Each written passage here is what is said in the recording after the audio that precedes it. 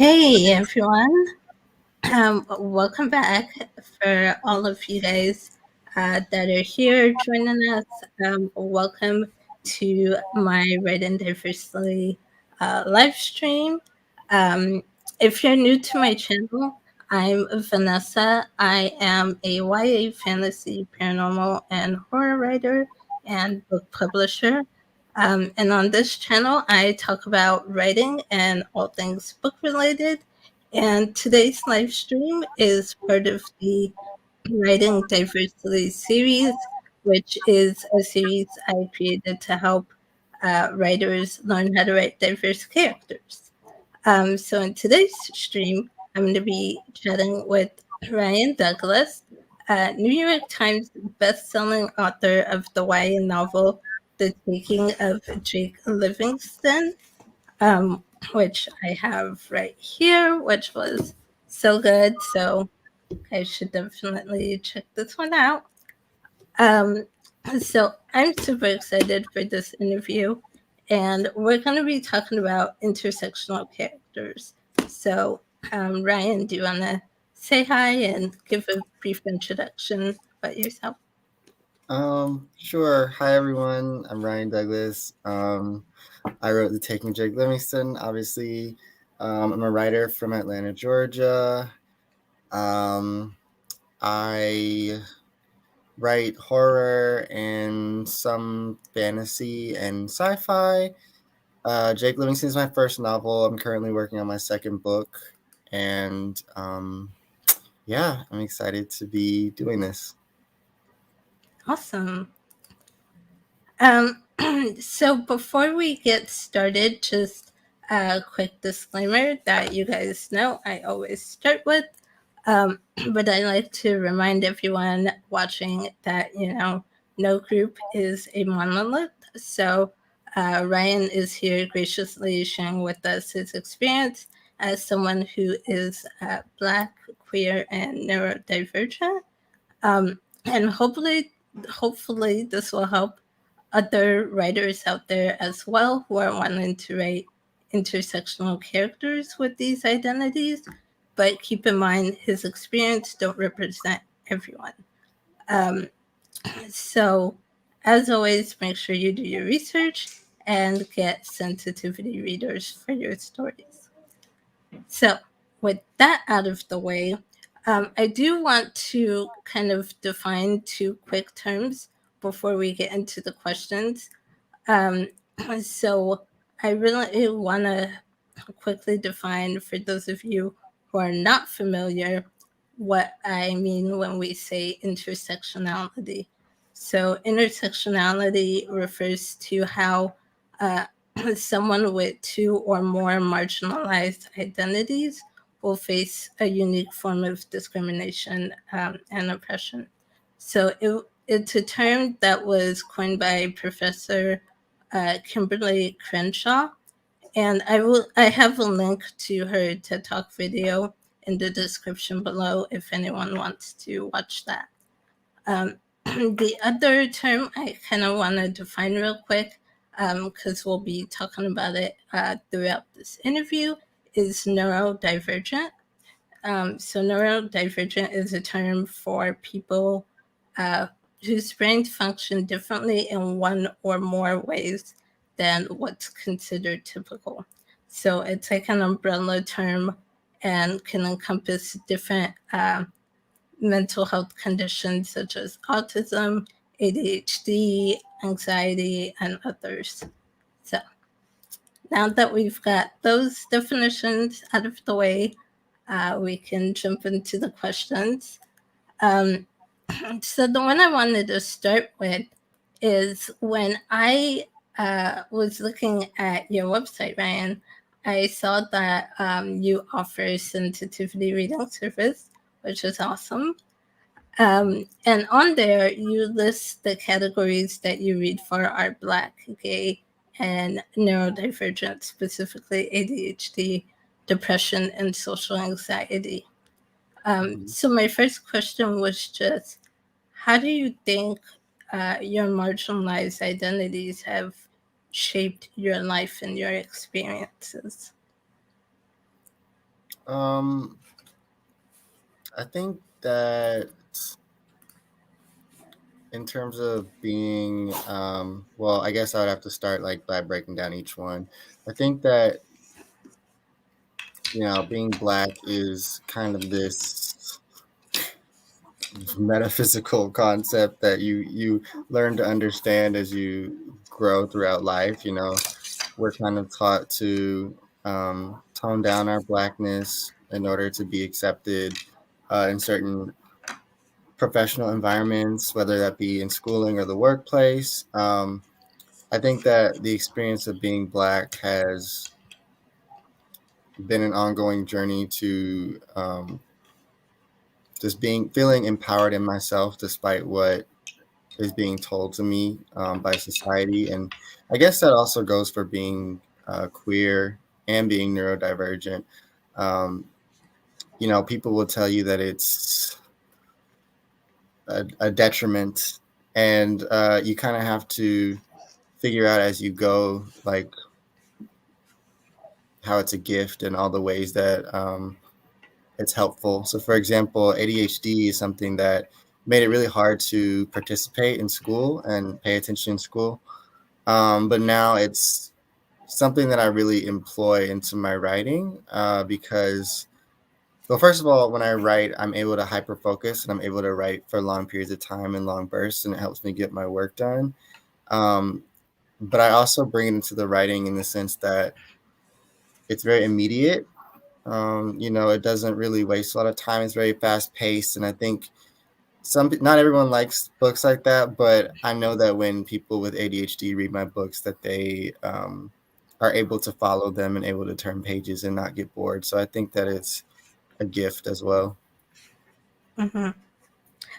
Um, I would agree. I mean, I that's one of the things I loved about yours was it's fast paced and it's you don't get bored with it, which I have ADHD as well, and so I'm like, these are the stories that I gravitate to. I need fast pace.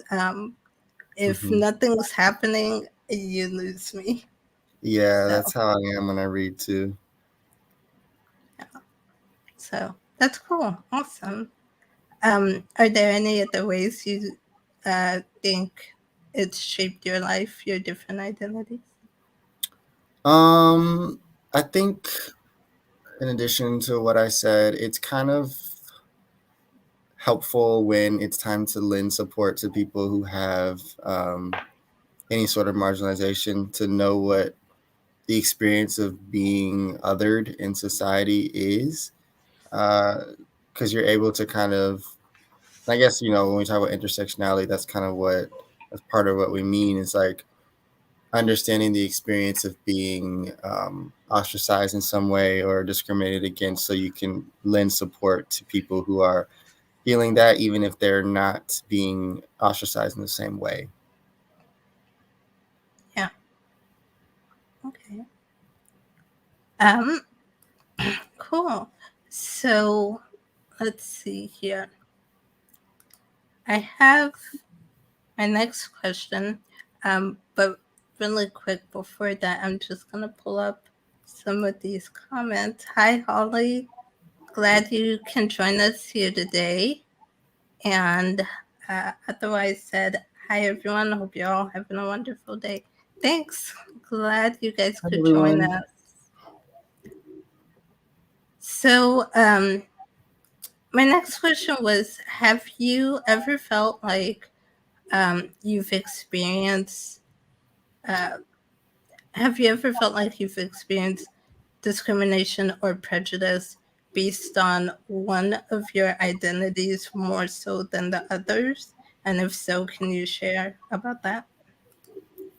Yeah, I think in my industry, like in YA publishing, the racism is more intense than the homophobia, although both exist. I think that the racism is something that has made it more difficult for me to write books that would fit into the market because the ones that tend to sell easier, at least, are the ones that are in conversation with racism and the struggle of being Black.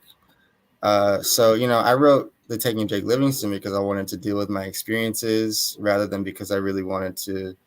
I mean, obviously, I wanted to be published, but it was just coming at a time when I had just gone to a predominantly white institution, and that was just what I wanted to write. But now, I'm not interested in writing about racism forever. So it it becomes a challenge to present yourself as a Black writer who's not writing about those you know issues. And I think with being queer, I mean, yes, they like try to siphon us into like specific things, but I think there's more room to be queer than there is to be Black in the industry. Um, the queer space is very, I don't want to say, well, I mean, it's pretty diverse, but there's just still a long way to go for Black queer people. So I definitely feel like the Blackness is the thing that in publishing, at least, that feels more like a point of discrimination to me. Yeah. Um, so that's in publishing. Um, have you seen the same kind of occur in other areas of your life, maybe? Um, Mm. like maybe when you were in school before or any other jobs you may have had? Have you seen kind of that same thing or is it different? Um, I think it depends, where I am. Um, s- mm, I think with being queer, it's always that you can kind of tone that down, like if you choose to. Like, I don't think I'm the most masculine person per se, but I think Blackness is something that you can't really tone down or take off as much as Yeah. queerness. So I think that's why Blackness becomes the thing in most areas. Um, I grew up in the South, so being gay as a kid wasn't the most accepted thing. So definitely growing up, I think that was a big challenge for me. I was lucky enough to have community and grow up around Black people. I wasn't as lucky to grow up around queer people, so that was definitely something when I was younger that was more of a challenge. And as I've gotten older, I think it's been more about being Black. I feel that LGBTQ people are generally, well, a lot more accepted than they used to be even like 10, 15 years ago. Yeah. Um, mm, um, so my next question actually kind of goes along with this, but when you have experienced discrimination or prejudice, how have you handled it or dealt with it in your life? Um, so I think it kind of starts with self confidence and self empowerment. Um, you have to kind of have this like internal sense of your own worth when you come across those experiences, and they hit a lot harder before you really have that sense and before you know like why people are treating you a certain way, especially when you're younger. Um, I think it's about just like having a sense of community, having people who validate who you really are. Um, so I had a great relationship to my mother, and I always felt very protected by her. Still have a great relationship with her. Um, and just like having that one parent who's able to kind of fight for you in school when stuff is happening, um, having friends who are dealing with the same thing, I think that's really important. Yeah. having having that support system is huge, I think. Mm-hmm. Um, so let's see here. So there's we know that there is a lot of different stereotypes um, of people in the media. There's a lot of stereotypes of Black people, of queer people, and even neurodivergent people. So, how do you think all of these stereotypes and everything? How do you think it shaped others, other people's perception of you, and how has it shaped your perception of yourself? Hmm. Um, so I think that the stereotypical portrayals, like of Black men specifically growing up, um, made me feel really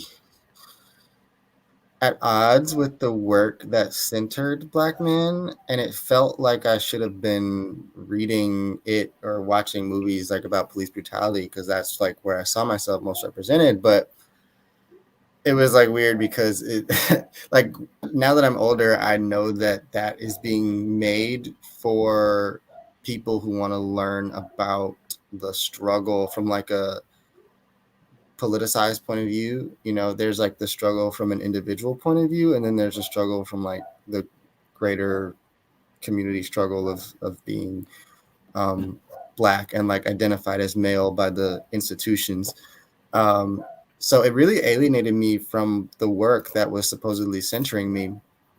And that's kind of why I didn't really deal with police brutality or anything like that in Jake Livingston, because I feel like it's a part of our lives, yes, but it's not the entire story. And I think that those portrayals, like when they're like, it's not wrong to have those portrayals. I think that they're important stories. It's just if that's like the main thing that we see, I think it becomes triggering. It becomes like your whole life is defined by this thing when in real life, you know, a lot of us haven't really even had experiences with police brutality. Like all my friends are Black, and I don't think I know anyone who really has had an actual experience with police brutality. But it just becomes that that's like the narrative is saying, you know, this is all you are, kind of like this is all you experience, this is all we want to see from you.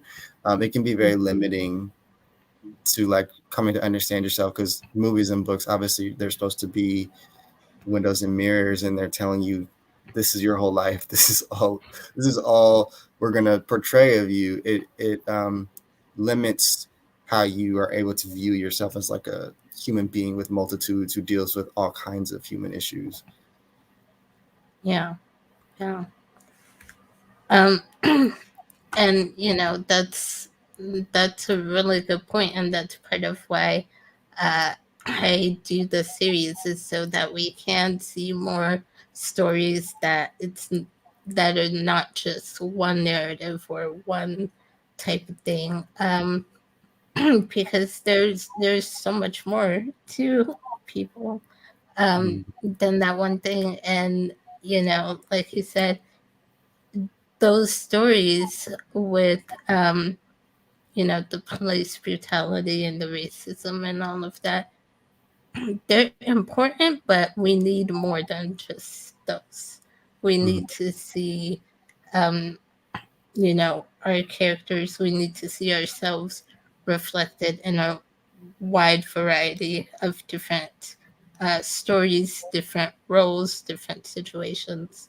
um, so yeah, I think that's super important. And I also think that's um, one reason I would never be able to do traditional publishing, because I'm like, I feel like you guys just want one thing, so I'll stick Mhm. with indie publishing. Good choice. I definitely respect that choice.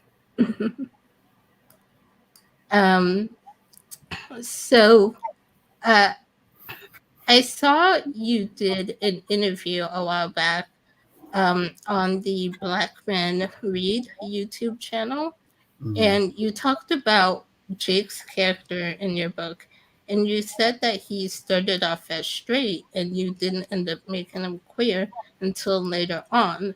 So, can you share with us like what changed your mind and what made you make his character gay? Hmm. So I had never read a character who was black and queer when I was working on this book, like a YA character who was like leading a story who was black and queer, because a book like that didn't exist when I was writing this book. So, like you were saying, like traditional publishing only expects one thing. That's kind of what I thought. Like, okay, so if I'm dealing with the blackness, I cannot deal with the gayness, and if I deal with the gayness, then the character has to be white. So that's kind of just what was in my head, because there was no blueprint, there was no roadmap. I didn't see anything to indicate that they were willing to acknowledge that my existence as an intersectional person was a real existence. So I really wanted to be published, and I was just making all these sacrifices in order to get through. So I made Jake straight, and his love interest was Fiona, who ends up being his friend in the most recent version. But he had like a crush on her, and it just felt so inauthentic. But when I finally sold the book, I had a talk with my previous agent, and she kind of was just saying, like, you have to think about how you want to debut and what you want to say. And she was saying that there's like a need for stories with black gay people. And I was kind of just like, I didn't even know where to begin, because I was like, no one else is doing this. And now, like 4 years later, we have a few stories like that with like black gay characters. But at that time, I was just like, how like how do I do this? But then I eventually, emailed my editor, and I was like, okay, I have to make Jake gay, because that's the experience that I know, and it'll make this book more authentic. So we just took the leap, and I was just gonna make it like that Jake was exploring his sexuality throughout the book and just coming to grips with that as he fought Sawyer. And then my editor was like, "So is he gonna have a love interest?" And I was like, "That's." I didn't even think. Yeah, like I guess he could have a, like, everybody loves a love story.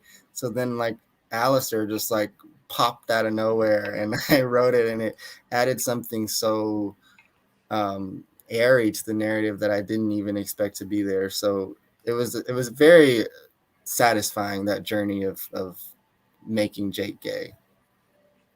Yeah, that's cool. And I really liked Alistair's character in here. I actually wanted him more in the story. I'm like, Hmm. I like him. Yeah, like I wanted him more in the story too. So like with the editorial process, there's like really, really stringent deadlines for writers, uh, whereas editors get as much time as they want, which is like a whole topic. But if I would have had more time to develop Alice's relationship with Jake, there would have been so many more scenes, because I love their chemistry and everything Mhm. that Alistair represents in the story. But unfortunately, I was really pressed for time when I was bringing that into the narrative. Yeah. Well, definitely can't wait to see uh, what we get in the next one that you're working on. So, um, Yeah. let's see here. Hey, Safara.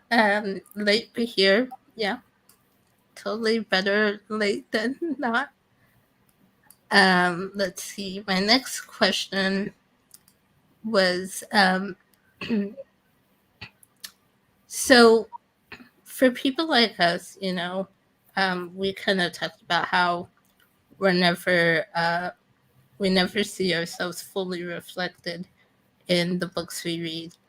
We may see certain parts and little tidbits here and there, but we never see our full selves fully and definitely not as the main character or a hero.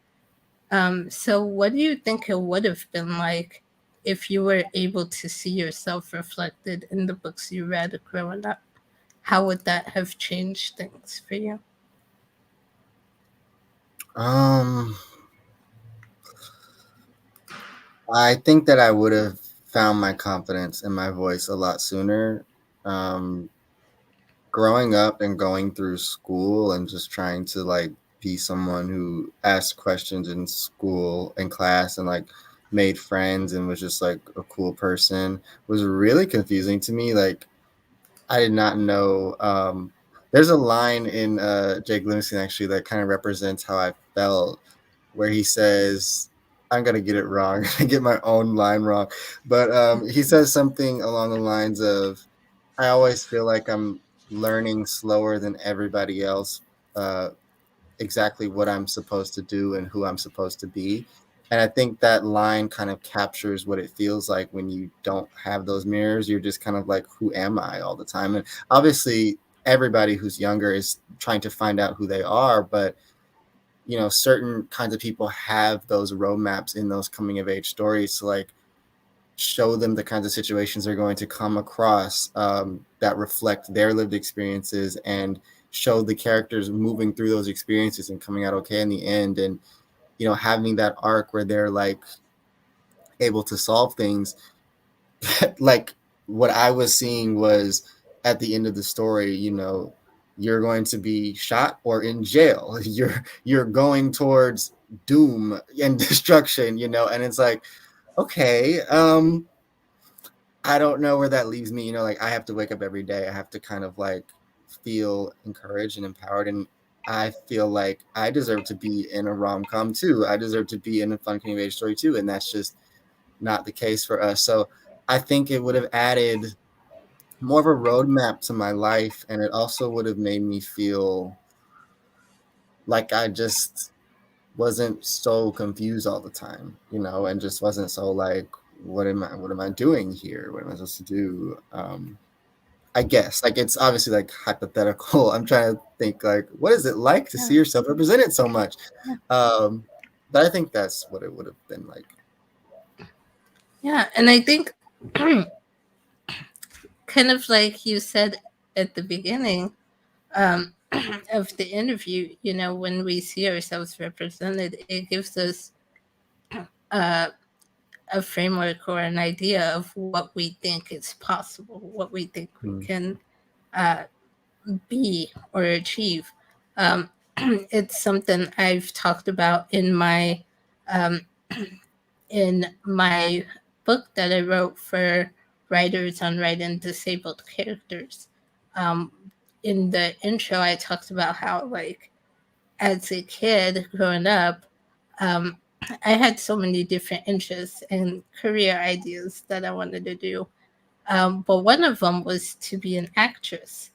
Uh, but I, because of my disability and I use a wheelchair to get around, I never saw anyone on TV or movies um, in wheelchairs acting. And so it kind of, reinforced that thought of I can't be an actress. I can't, that's not a career path that I can pursue or go down, because I never saw myself reflected in that. And so I think, that's why these things are so important. So we don't see, like you said, um, we don't have that narrative of this is all that there is for me, this is all that I can do or I can be in life. mm. So, Yeah, absolutely. Because empowerment is such an important tool for making your way through life. Just feeling that you can do it, feeling that you can manifest things, and when you're like working on no hope, it takes longer to kind of crawl out of that and just kind of do it. Um, so yeah, totally, I feel you on that. yeah. Um, so, we've kind of talked about, um, blackness and um, queerness, but let's get into a little bit about mental health and, some of the stigma that surrounds it. So, there's always kind of been a stigma around mental health, and it's getting better these days, but there's still kind of a stigma around it. So, how do you think that has shaped or affected your mental health and the way you seek treatment? Um, so for a really long time, I just didn't think that I could have ADHD. In my community and my family growing up, that's not something that we really addressed as like a thing. It was kind of just like, oh, you're like, there was always some like easy fix, like, oh, you need to just get more sleep or pay attention more. It's not your brain. It's just you're just not Mhm. doing the right things. Um, and so it just like, I think with mental health stigma, it kind of like starts with naming it and saying that it's like possible to deal with. And I think that's something that, especially in the Black community, we still kind of struggle with. I think we have a mistrust of doctors in general for good reason. But yeah, I never, growing up, it was never something that I could say, like, oh, this is something I think I have, because it was always like, no, you're normal. And, you know, it made it such that like I was going through a lot of pain before I was finally able to say, okay, enough is enough. Like I need help. Like it was like urgent at that point, because, life is kind of beating you down and you're like, okay, this is not just a normal thing. This is something that I need to get help for. But you have to be kind of old enough to advocate for yourself before that happens. So I think the way that it affected me was all throughout being a kid. Like going back to being confused, I was just like, okay, everything hurts, but I don't know how to fix it, because you don't really have that language. You don't really have that self-advocacy yet. So yeah, it just takes longer to get treatment when you are dealing with stigma. Yeah. What you said finally you got to a point where enough was enough, Mm-hmm. um, and you got help for it. Um, do you mind if I ask what that point was that made you say, this is enough, I need to do something about it?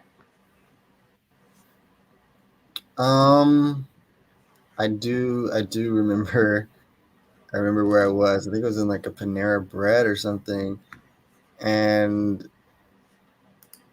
I was with my mom and my brother, and I don't really remember the occasion. It was weird. It was a weird occasion. I said something, and like my brother and my mom reacted in a certain way, and I was kind of like confused as to what I said, like why it was wrong. And I went to the bathroom and I was like looking at myself in the mirror, and I was like, okay, something is weird about your like your social skills, and like that you're not picking up on cues in the same way as other people. And then I asked my mom if I could go to therapy just to like learn how to socialize better.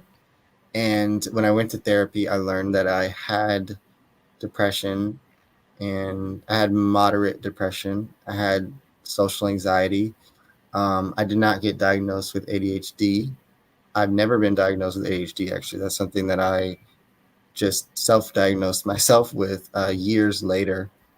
So it was really just because I knew that socially I was weird and wanted to know like why I was weird.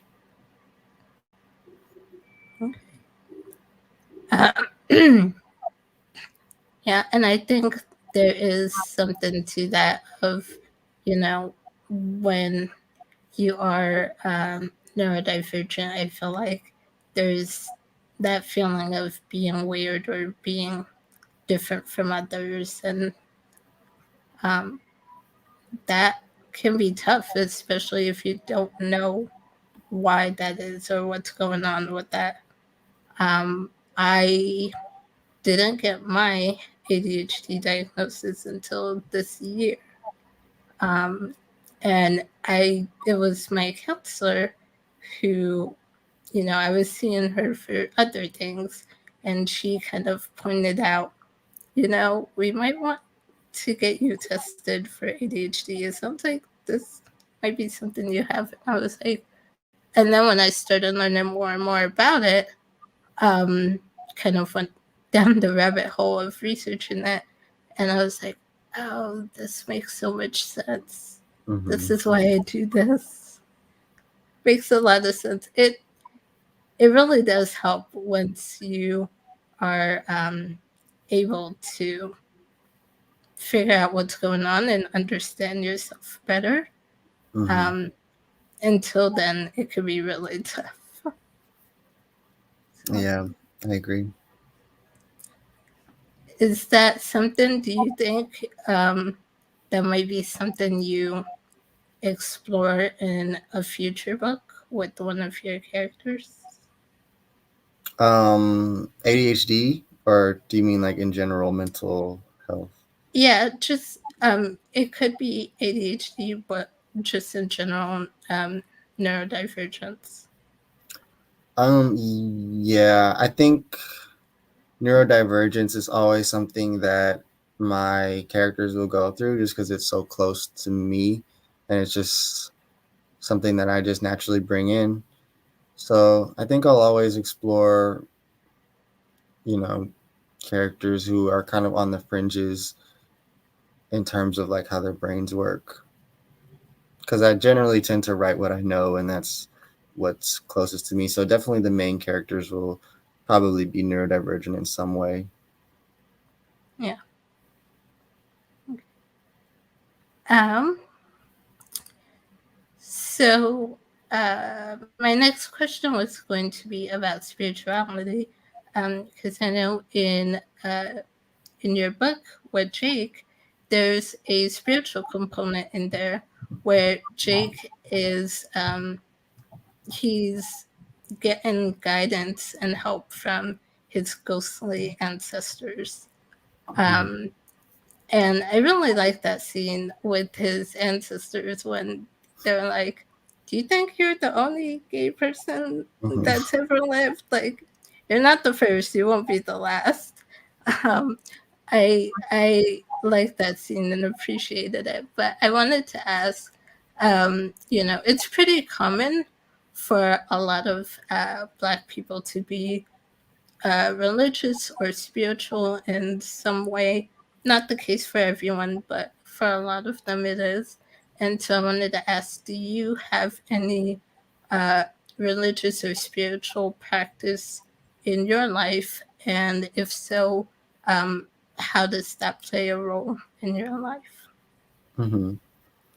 Yeah. So my dad was a pastor. He still is a pastor. So I'm a pastor's son. I grew up going to church every Sunday. Um, I think that my relationship to organized religion has changed a lot because as a kid, I kind of just accepted what I was being told and just did it because, like, you just do it when you're a kid. As I got older, I kind of veered away from religion, but spirituality still remained a big part of my life. And I kind of started to define God by what felt like God to me. And it wasn't the God that was from the Christian Bible or like organized Christianity, really. There are certain parts of that religion that I take with me. I think that some of the Psalms have really beautiful things to say about love and forgiveness and grace, things like that. But God to me is kind of just an energy frequency and this sort of like manifestation process that I go through where I'm kind of like I I I feel like I am protected by something that surrounds me and um, wants my best interests, but it wants me to speak to myself and speak to my ancestors in order to get to that um, those truths. So it's kind of like what's going on in Jake Livingston without the mist bending. I just I think that it's less easily defined than like the God that we read about in the Bible. It's more of like an energy that makes me feel whole and supported, and makes me feel like I'm in charge of my own destiny. Okay, cool. So, let's see. So, as a writer, speaking of writing and kind of your process, how do you approach the process of creating your characters? So Jake Livingston was really easy in that regard because I based most of the characters on people I know or have known. Um, Usually, when I write characters, I just pull from people that I have seen or met or know. Like, obviously, there are archetypes that show up a lot, and I like playing with archetypes because I think that they're there because there are these like personalities that we tend to see in life, like if I were to write like a school bully, for example, bullies, they have a lot of common faculties. So, um, for that, I don't always think of people that I know. It's kind of like a blend of people I know and like what I've seen in media and the kind of archetypes that I know work in a storytelling format. I definitely like to ask myself what characters are afraid of and what motivates them. So when it comes to like sketching characters, I don't do a lot of that, outside of like, what their fears are, what their hopes are, what is driving them every day, and how that interacts with other characters on the page. So usually I deal in conflict and putting characters together in situations and making them have conversations and seeing like where there is opposition and where there is flow and what that says about each character, like how they're bouncing off others in the scene. So, um, so then going off of that, like what, you know, in your book you have Jake's character and then you have Sawyer.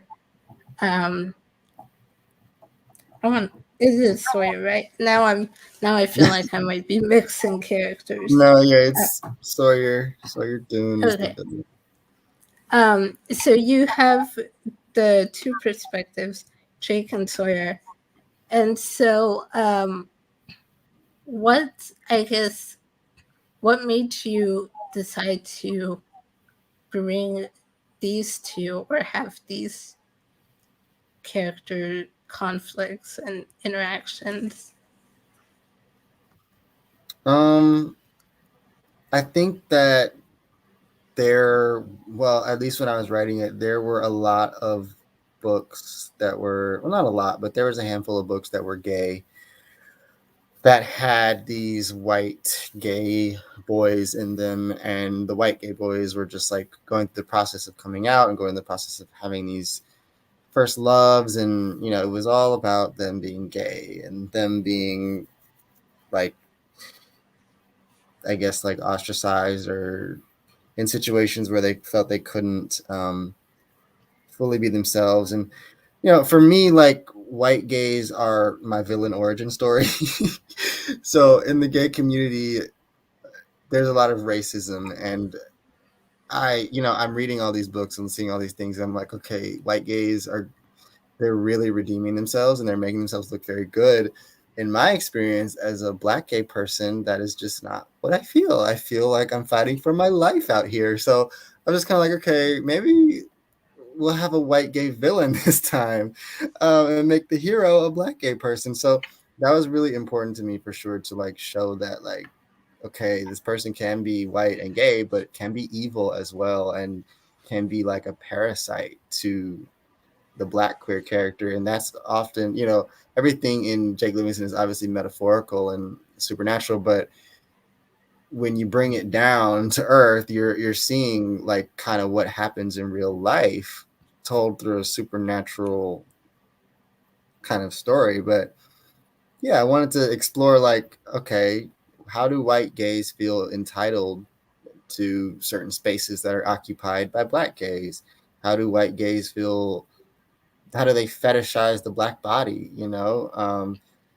That's kind of what Sawyer is doing in a very on the nose way, kind of what I feel that sometimes white people do to black people, where they feel like they're entitled to all of our spaces and they disrespect our bodies and um, want to colonize things that belong to us. So that was, obviously there's a lot of reasons that I wanted to explore Jake and Sawyer. I think that they're also similar in certain ways.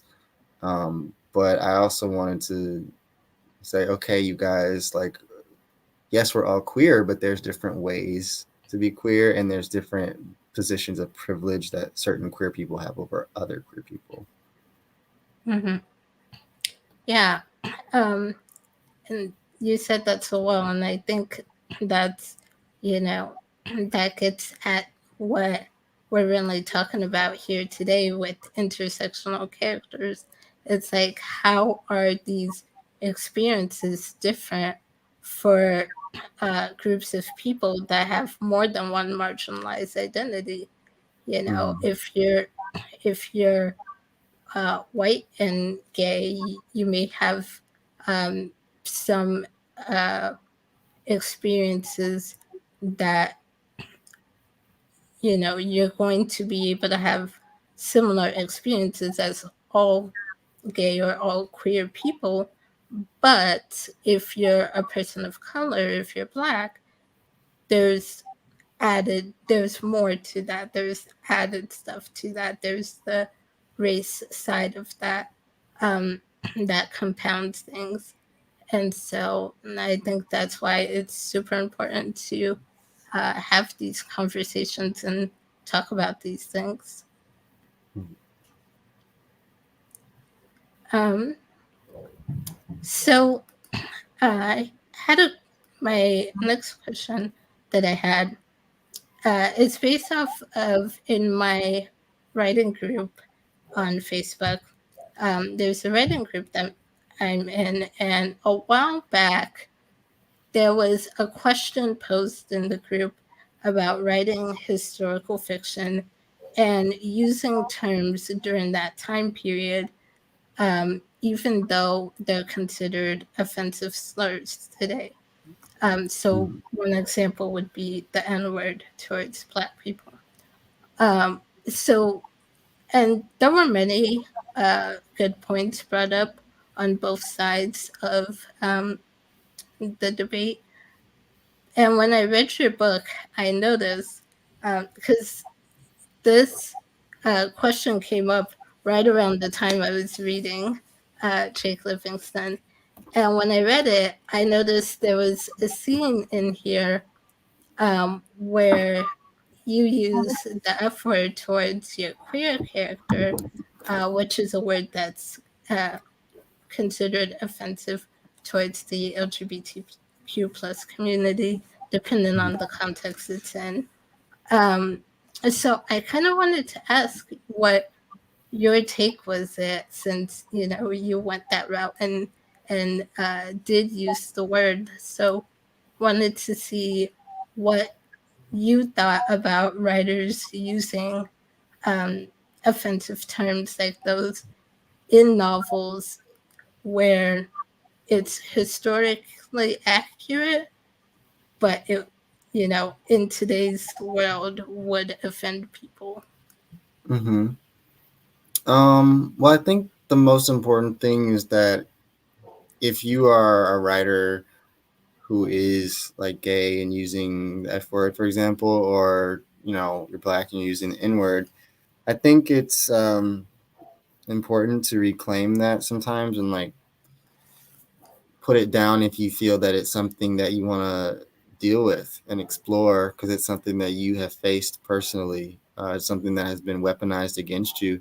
I think the process of writing for a lot of writers is about reclaiming power and reclaiming narratives. And when that's kind of taken from you, whatever way you choose to do that, I think it's fine. I think when it comes to authors who haven't had those slurs used against them and are writing them, I think that's when it becomes a little bit trickier, because it's like, why are you using it?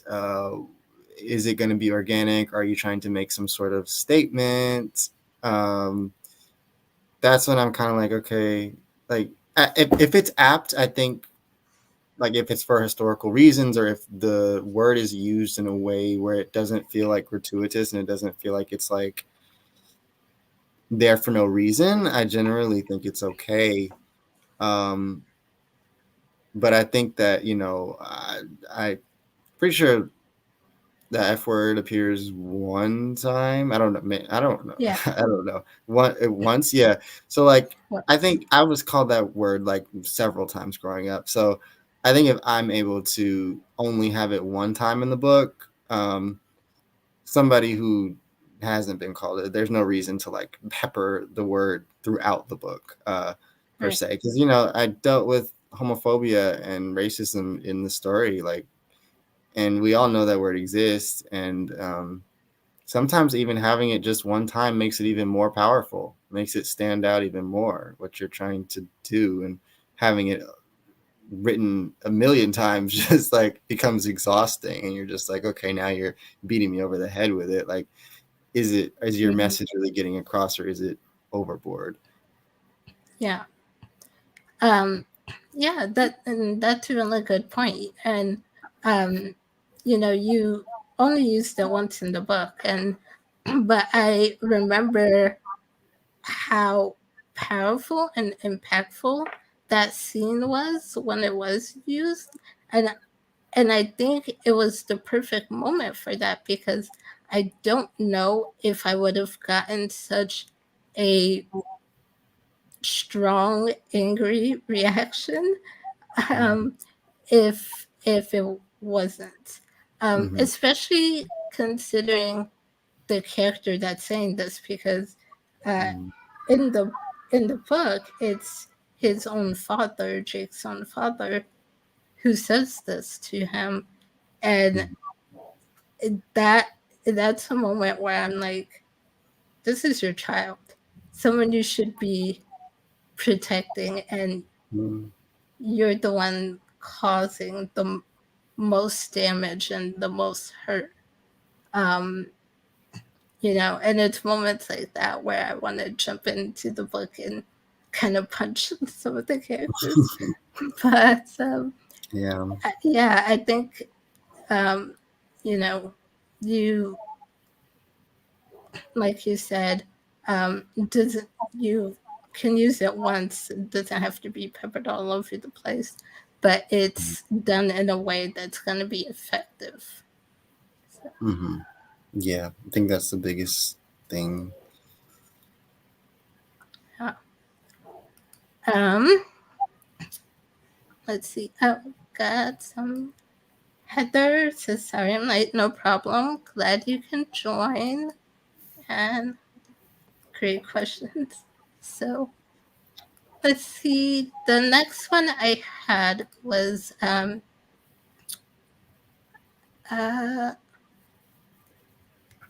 what are some Black, queer, or neurodivergent stereotypes and tropes that you think writers should stay away from?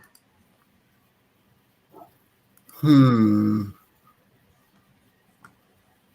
Okay. I guess I could start with. So, like, overall, I think stereotypes are sometimes true, and sometimes I think that it's not so much about what is seen, but the nuance with which you handle what is seen. I think that sometimes when, like, for example, if you're writing a black character who's in the streets or something and like trapping or like something really stereotypical, there is a way to write a character like that and subvert what is expected of that character. And I think that that can be really powerful. Like if you're approaching something in a stereotypical way and turning it on its head. But sometimes, in order to turn things on their heads, you have to use certain stereotypical. You have to use a stereotypical base in order to get to that point. So I don't think that Mhm. all stereotypes are bad per se. I think sometimes using them is effective. I also hesitate to kind of say, "Oh, don't do this." I think writing is so like it's all about breaking rules, and it's all about like just like exploration. I can say the ones that I'm tired of.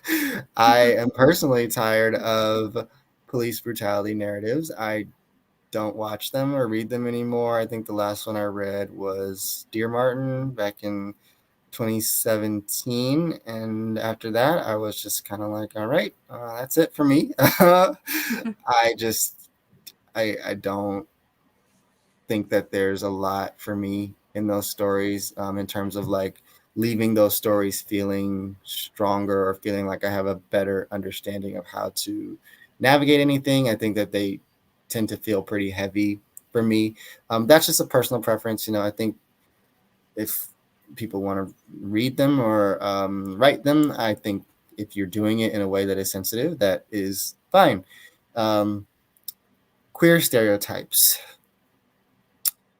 Um, well, I think that we have a long way to go in terms of representing Black queerness and just like Black love in general.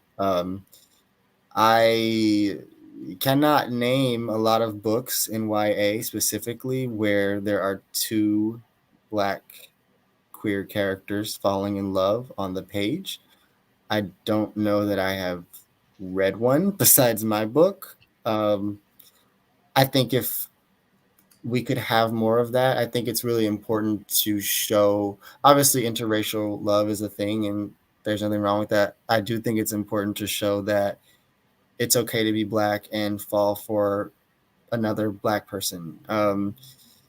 It's you don't have to you don't have to be someone who sorry, I'm losing my voice. You don't have to be someone who is attracted to white people, and I think that there's like this overflow of Black white kind of interracial stories, or like interracial stories in the queer space, and I think that that kind of sends a message that you have to compromise something in order to be like you don't have to do anything. That's what I'm saying. Like, you can fall in love with a Black person as a Black person. I think that's something that we need to look at more. And then in terms of neurodivergent, um,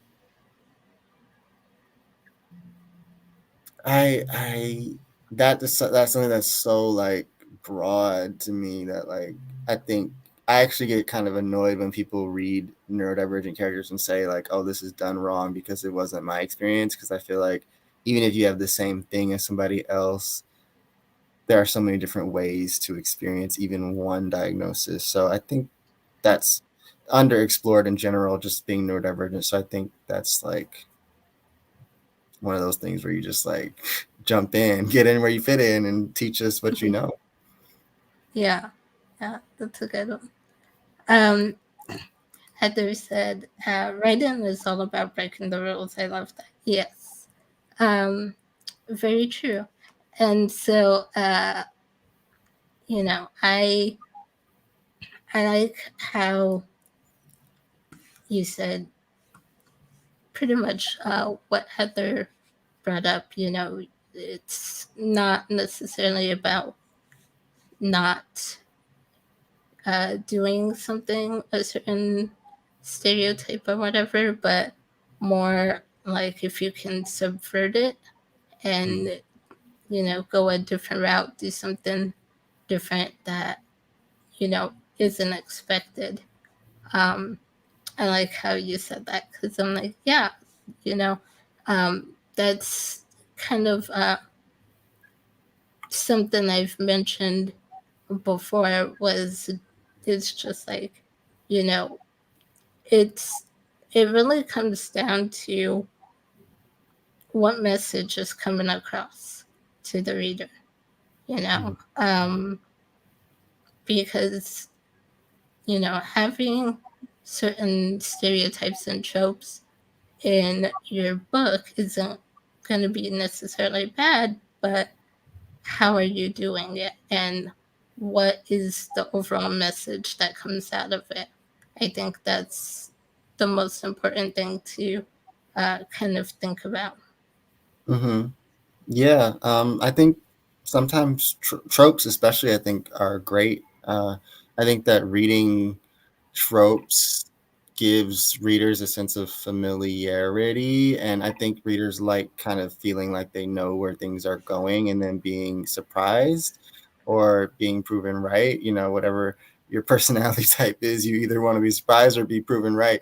So I think tropes are fun, and it's just kind of about what you do with them.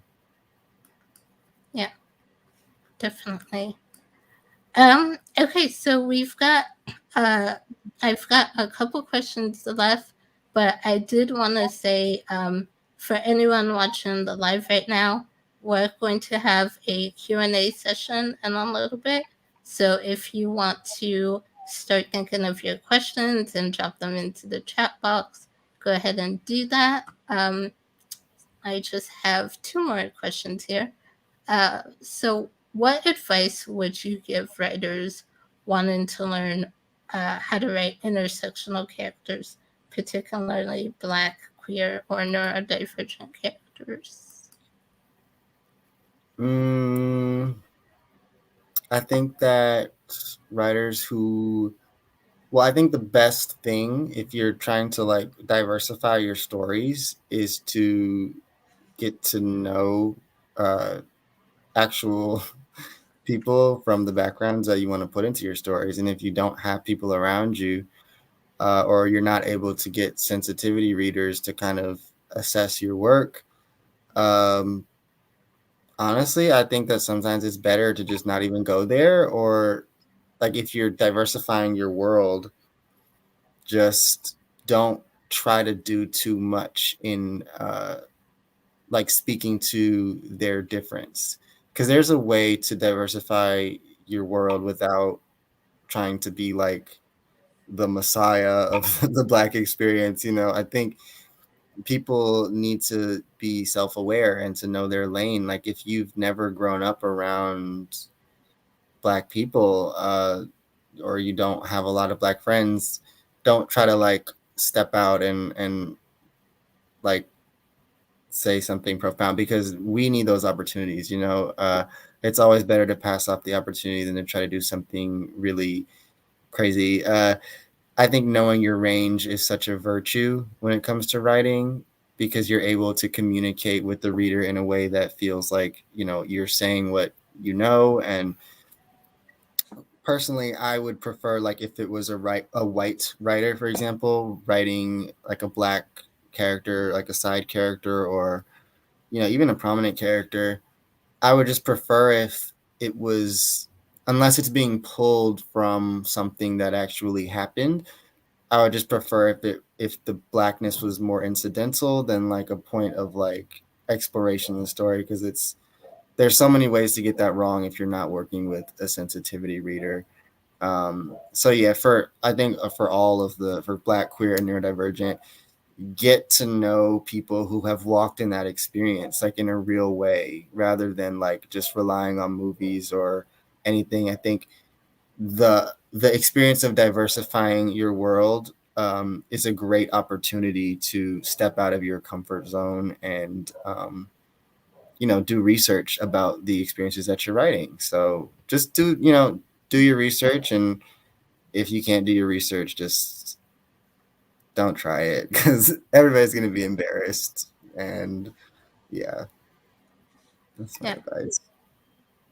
Um, and the beauty of living in our world today is that even if you live somewhere that isn't very diverse, most of us have access to the internet. Mm-hmm. And there are so many online communities that you can join, and so many different online platforms where you can talk to people and meet people from different backgrounds, different diverse backgrounds, and you you can learn and gain experience from them. So I think Mm-hmm. that's the great part about living in our world today is, we have, uh, even if you're in an area that's somewhat isolated and not very diverse, there's always ways to gain that experience by going online. Yeah, definitely. Twitter is a great resource because you can follow people who speak about their experiences. So Actually, I'm not really on Twitter. I'm like, that's a ah, good idea too, though, because Twitter is very toxic as well. As a research tool, it can be helpful, but it's definitely a toxic environment. I don't know that I'd recommend it for like leisure per se. Um, yeah. yeah. Um, and so my last question on here was just, what books would you recommend writers read to help them in their portrayal of these characters? Mm, Obviously, we have your book right here. So yeah. Let me look at my shelf. Um,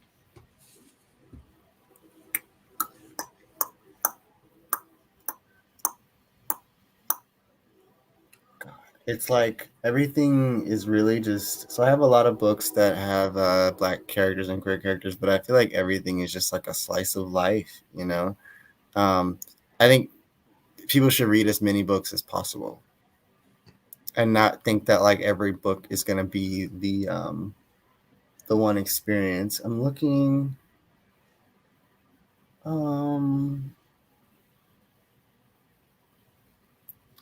Let me see.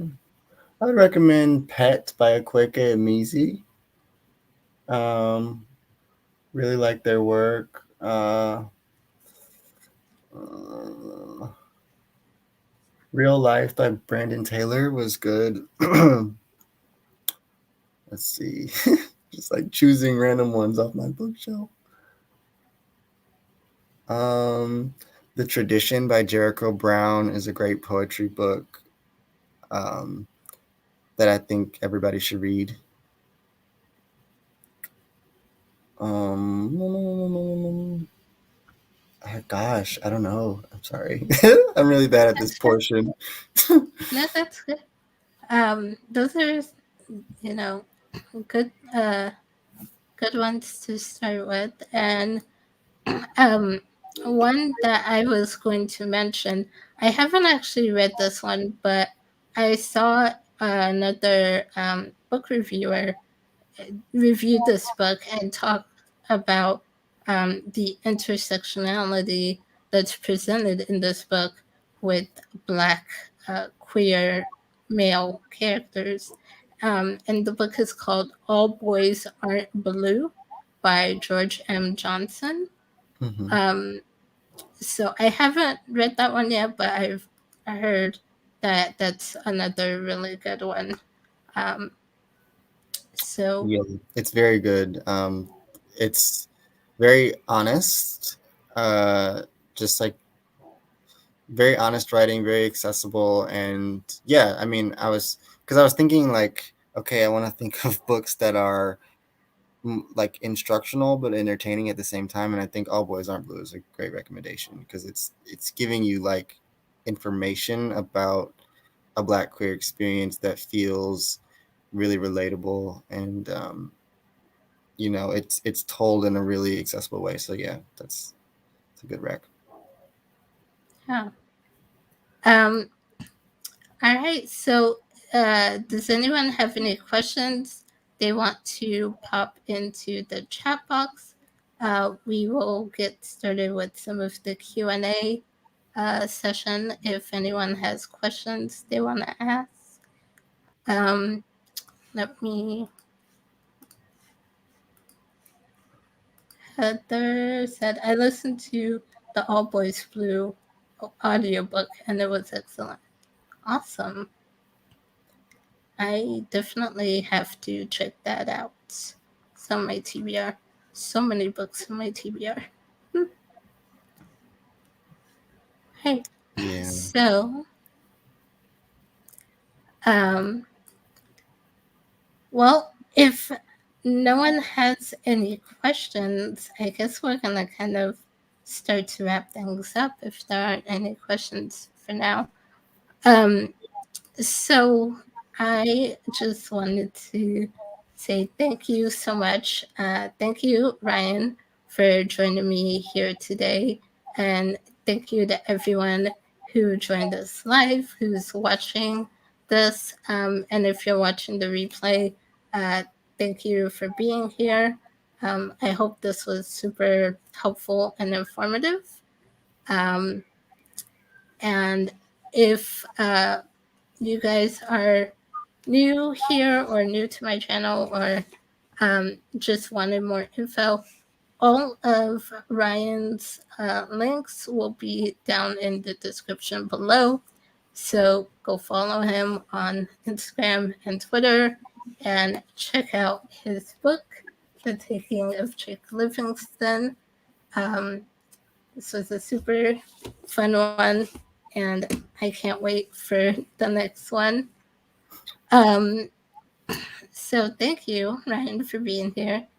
Thank Thank you you, so much. Paul. This was really great, and I really appreciated the questions and the conversation. So thank you.